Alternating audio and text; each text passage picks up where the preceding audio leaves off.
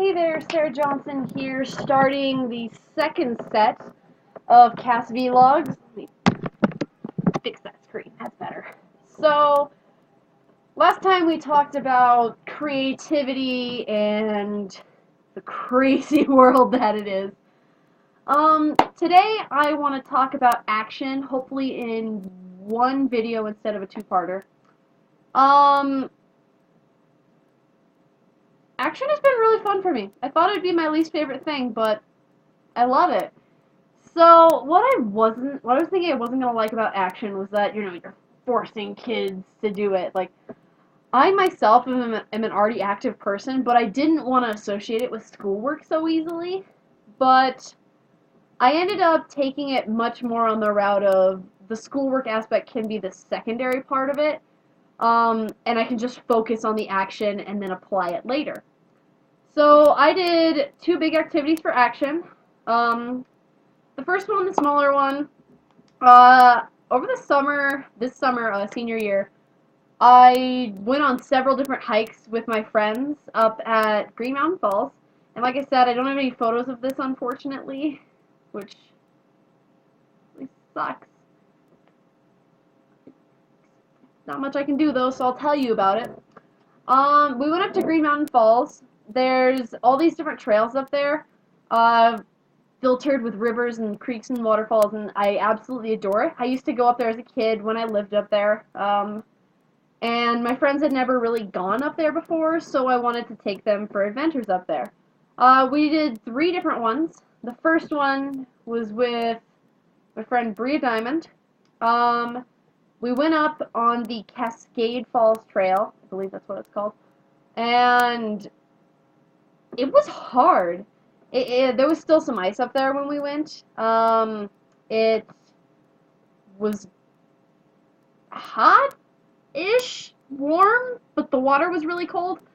When you get really high up there, there's little bits of ice, and I don't understand why, because, like, it was warm enough for us to be wearing shorts without being too cold, Colorado people.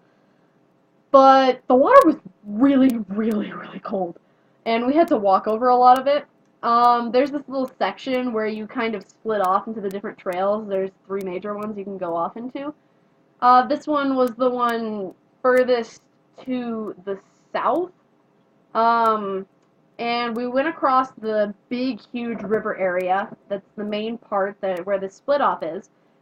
And that was oddly terrifying, like going and seeing all these big waterfalls and, hey, I don't want to fall down that. And we met a guy that told us about his guns for like 20 minutes.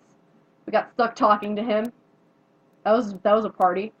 But a lot of it was uphill, which made the actual active part of it really interesting. And the best part was the scenery. It was beautiful there. The second one was again with Bria and with good friends of ours, Jonathan and Caleb Watson. We went up to the top of the Green Mountain Falls hiking area to a place called the Garden of Eden. It's this stunning area with just the greenest grass and a calm little river that's filled with fool's gold, and you can see it moving around, and it's just so clear and pristine. You can see why it's called the Garden of Eden, even metaphorically. That one was probably the hardest out of the hikes we did. It took us about 3 hours all the way around, and a lot of it was up rocks and switchbacks, which were frustrating. One of us got hurt, so we kind of split off into 2 groups, and me and Jonathan went up ahead, and Caleb and Bria stayed pretty slow to the behind, and we got lost. But that's a different story. That's not the action part. The action part was, climbing up these big switchbacks that are just so frustrating because, steep incline, steep decline just takes forever to do. And the last one was with my friend Amy Golden. It was up the same trail I went up with Bria the first time to the south, so I haven't really done the 3rd trail yet. I'm ambitious to do it again this summer. But overall, the hikes were about 10 hours together. Not the longest thing in the world, but still really full of a lot of good lessons, Undertaking new challenges, I don't go on hikes I just don't do it ever. Um, I mean, I've gone on hikes before. I've gone up to these trails before, but that was when I was like 5, back when I lived up there. Um, so it was a really good experience for me not to do it with, say, my parents. It was nice to actually go out and absorb the wilderness as a teenager because you learn to appreciate things a lot more in the wild the older you are, I believe. Um, Being so close to nature changes the older you get. I guess the really new challenge of it was, actually figuring out how to get to these trails because they're confusing. The maps up there are on the mess side of okay. Um, Trying not to get lost was definitely a challenge within itself because they'll have a little green tab, and follow the green tabs if you want to go on this trail. And then it won't be until another mile or so that you'll see another green tab be like, hey, these trails are not very well marked. You sure I'm going the right way? But learning to trust that aspect was definitely a challenge for me. Um, Learning to trust the fact that you're going the right way, I'm not very good at. I feel like I really need that direction constantly. Even in things, in the modern world, driving from place to place, I freak out if the GPS isn't like, in 1 mile, turn right onto South Cascade. In .5 miles, it freaks me out if I don't see it or hear it pretty frequently. So that's definitely a challenge for me, but I liked it at the same time because you got to be a lot more engaged. You had to think about it. You had to figure out where you were going. Another really big challenge that we undertook was learning not how to be quiet. That's a good way to put it.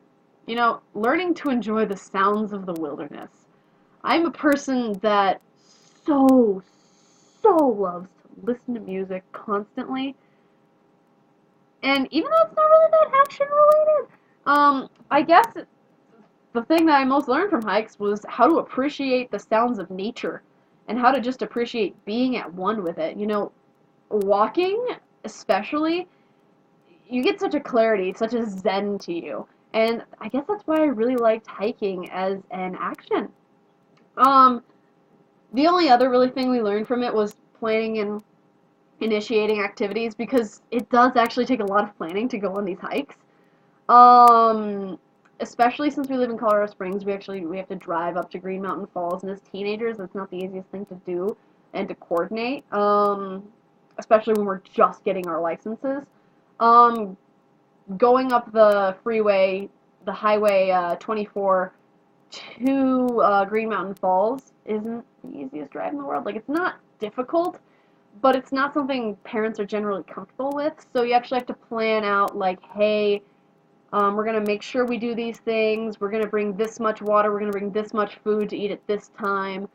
It was actually really a good experience to have to plan all of this, like, if you want to be able to make it through the day, you have to be able to do these specific things. Um, so I guess that's what we really engaged in. And that about sums it up for the hikes. Not much to it. Now the fun one. My favorite thing in the world has become body pump classes. My mom's an instructor at the YMCA, so I've had a really good opportunity in taking group exercise classes. My favorite one, sorry. I've also done yoga with her. I've done boot camp. I've done iron yoga, which is yoga with weights. Horrible. But my favorite one by far, infinitely, has become body pump, which is an all barbell workout. Basically, you overwork each muscle group to the point of fatigue in the hour you're in the class. So you have 6 minutes of doing squats, like 120 reps of squats, all at different times and variations. Then you do 6 minutes of chest, and then 6 minutes of back, and then 6 minutes of triceps, 6 minutes of biceps, 6 more minutes of legs with lunges, which is hell. And then 6 minutes of shoulders. It varies. That's just the averages because, you know, hour. Um, but what I like so much about body pump is how much you learn about yourself and how to both exert yourself but not hurt yourself. And that's one of the things, like increased awareness of strengths and weaknesses. I'm really good at like physical raw strength, surprisingly. Like I'm kind of scrawny, but I'm actually really good at, you know, the actual lifting. My big weakness that I learned about during these classes is that I'm terrible at endurance, and that's so important. So figuring out, you know, like, hey, I gotta go a little bit lighter on this one because otherwise I'm not gonna be able to make it through the track. That's really hard for me, you know. I want to be the strongest person in the class. I want to show off, but it's not about my reputation. That was something really hard that I had to wrap my head around, and that these classes really taught me, is that it's not about the reputation. It's about what it does for you, not for everybody else. And it's not supposed to give you this like grand glorified look at yourself. It's supposed to make you feel good. It's supposed to make you stronger. You set a goal in the future to get to. You don't like achieve it on day one. So that was really good to learn. I actually had a lot more weaknesses than I thought I would with these classes. And it's really respectable for yourself to be able to step back and be like, hey, I'm gonna get better at this today. I'm gonna focus on legs. I'm gonna go a little bit lighter, that way I can focus on my form and be able to perfect it. That's one of the really big things with body pump, is learning to perfect skill before perfecting power. And that's something I've never really experienced with weightlifting, which is phenomenal for me. Another really big thing is undertaking new challenges again. Did a lot of that with CAS, especially in my action. Body pump is unlike anything I've ever done. It's such high intensity that you really have to commit to doing it constantly. Because after the first time you'll try it, you're like, yeah, this is fun, and then you'll wake up the next morning screaming in agony because it is the worst soreness you've ever had in your life. Um, Taking that new challenge to really figure out all the steps to a different sort of exercise class that's from New Zealand. Yeah, they're from New Zealand. It's weird. All the good things come from New Zealand, though. Lord of the Rings, body pump. It's great. Anyway, the new challenge of learning all these different things, like, for example, there's all these weird,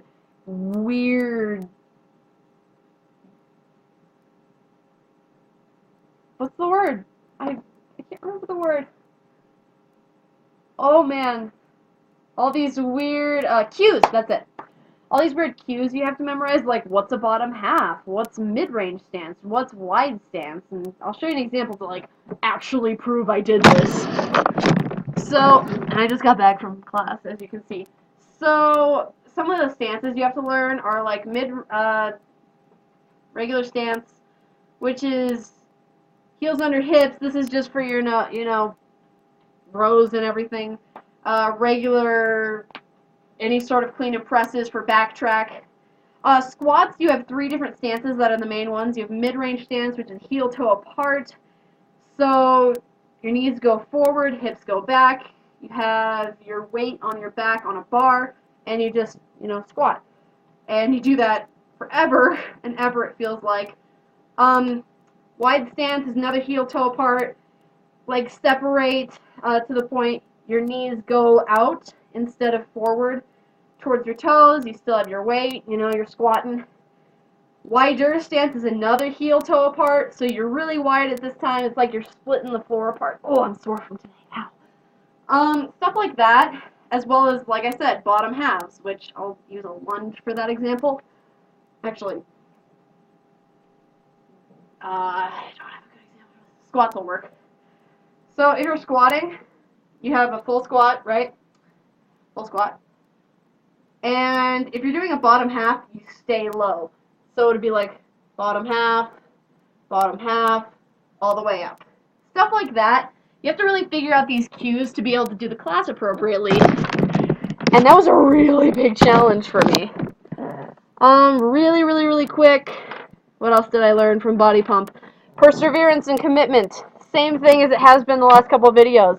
It is a lot to commit to this class because of how sore it gets you. And I did 70 hours of body pump. I did it every Tuesday and Thursday over the course of the summer because my mom teaches it. And committing to that is exceptionally difficult, but the determination the class gives you to build up your muscle power makes it worth it. And the last one, developing new skills. I couldn't weightlift before. I can weightlift now. Power to the people say. That's my action.